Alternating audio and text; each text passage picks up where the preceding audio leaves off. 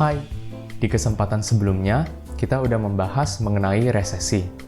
Kalau kamu belum nonton, kamu bisa klik link di atas ini ya. Selain resesi, ada satu hal yang sering dibahas ketika berbicara mengenai ekonomi Indonesia, yaitu inflasi. Seringkali, kata inflasi ini memiliki konotasi yang jelek. Tapi, apa itu sebenarnya inflasi? Secara sederhana, inflasi adalah kondisi di mana harga barang dan jasa meningkat untuk jangka waktu yang cukup panjang. Mari kita ambil contoh bakso favoritmu. Kita anggap harga bakso favoritmu hari ini adalah 15.000 per mangkoknya. Coba kamu ingat-ingat, kira-kira 1 atau 2 tahun yang lalu, berapa sih harga bakso itu? Ya mungkin taruhlah 12.000. Nah, kita anggap kalau 1 tahun yang lalu, harga bakso itu 12.000 dan si abang bakso mampu menjual 100 mangkok bakso per harinya.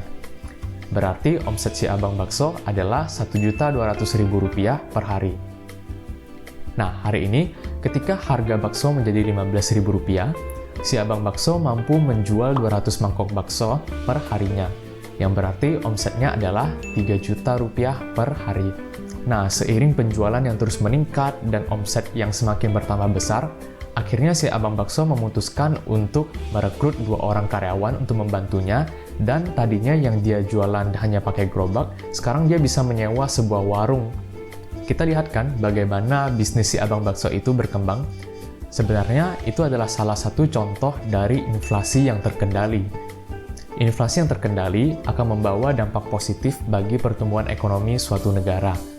Seiring dengan bisnis yang meningkat, akan ada lapangan-lapangan kerja baru. Hal itu berarti pendapatan masyarakat akan meningkat. Pendapatan masyarakat yang meningkat artinya ada kemungkinan bagi masyarakat untuk membelanjakan uang yang ia miliki. Nah, kalau kamu masih ingat rumus PDB pada video sebelumnya, yang mana PDB itu dipengaruhi oleh konsumsi masyarakat.